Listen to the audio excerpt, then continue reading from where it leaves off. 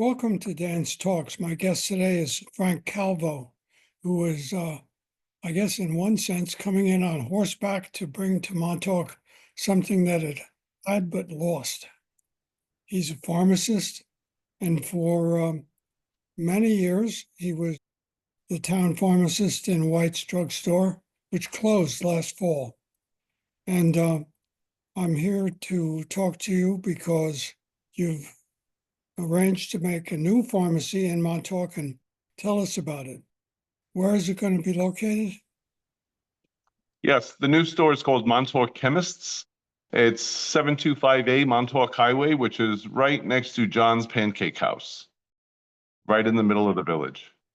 Was it hard to get this arranged? I guess it's been about 8 months that the town has been without a pharmacy. Roughly, yes, and it's been a very long haul. Building out a pharmacy is not as easy as building out a t-shirt shop, if you may. You know, you're dealing with a lot of red tape, both with the state and the federal government. Sadly, we're still blaming things on COVID, where so many things are still on a delay. And these are fixtures, these are computer parts and things like this. But I'm happy to say that things are finally coming all together. When do you And open? I'm anticipating opening, I'm hoping the week of Easter, the 21st of April. And we Right have, now I'm waiting for the one last inspection, and that's from the State Board of Pharmacy. do you have a sign out front? Yes, there is a sign out front. The windows are still papered up, but the sign is out front. There's a little sign in the window saying coming soon. And like I say, I'm hoping to be there April 21st. Well, congratulations. I'm sure it'll put a big smile on the faces of everybody in Montauk not to have to go 16 miles and spend an hour trying to get pills filled at a pharmacy in East Hampton. And Definitely so. also, you're one of the most popular men in town. How long were you the pharmacist at White's? I was at White's for a little over 15 years. Got to know everybody. Yeah, I watched literally the children grow up, which is really a spectacular thing. Watching a community grow is one of the most valuable things that you could have, you know, and knowing your customers and knowing your patients, that's really the key of a good pharmacy. I'm developing what I'm calling as a healthcare hub. So it's not just pharmacy and getting your pills and leaving. I'm also offering vaccinations, which is something that Montauk has never had before. Oh, that's just wonderful. For a while, it looked like you were going to buy White's drugstore, but I guess that fell through. Sadly, that did. My boss at the time, she did not own the building. Everybody thought that my boss owned the building. And when my boss didn't renew her lease, the new owner was not really working with me to obtain a lease with him. So sadly, we vacated that building on October 31st. And that's remained undeveloped so until now at this time. Sadly, yes, that big building is right on the circle, sitting empty with no signage on it, just a for rent sign at this point. Well, I'm sure something will come in there. Probably a vape shop or something.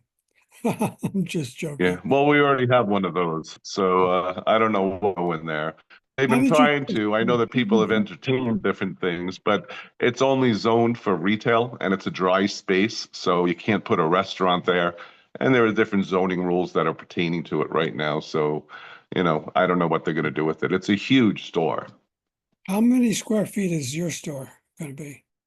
My store is roughly a little about 2,700 square foot.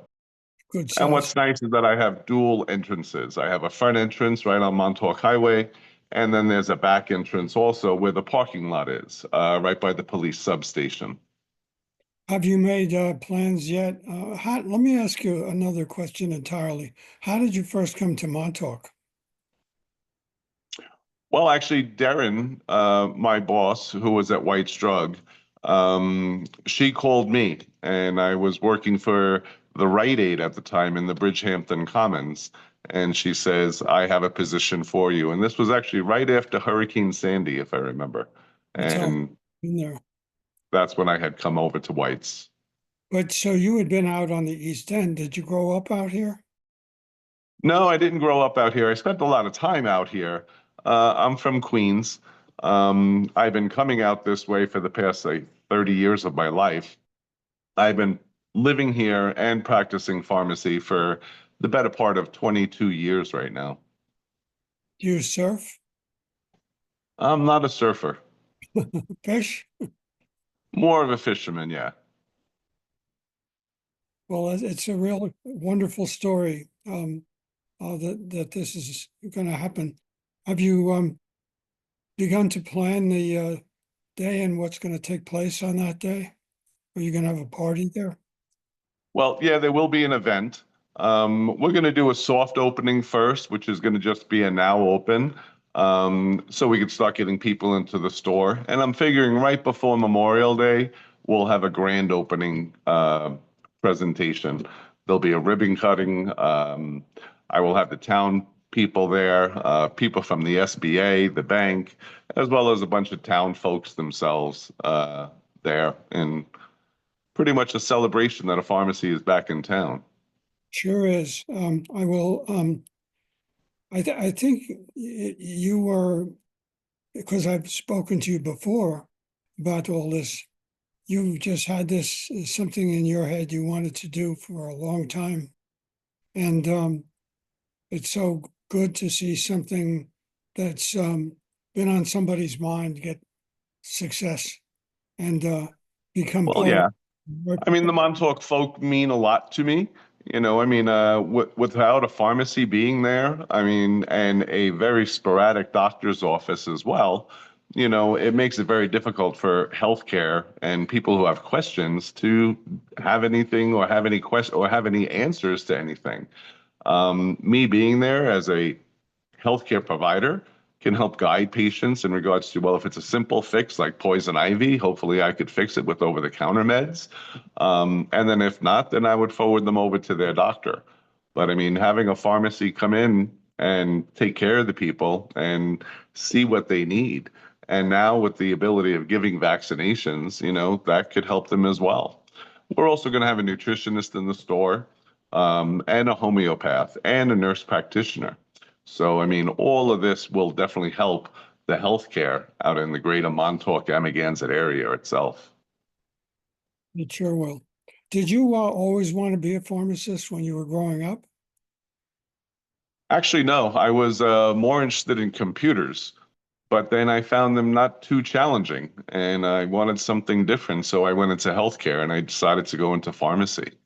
And yeah, it kind of paved my way. I went right through pharmacy school, graduated at St. John's, and right away I went into working for the Upjohn Company as a quote unquote detail person. And that was at the beginning of the HIV pandemic. And then I got totally engrossed with HIV care management and left that, went to a different company called StatScript.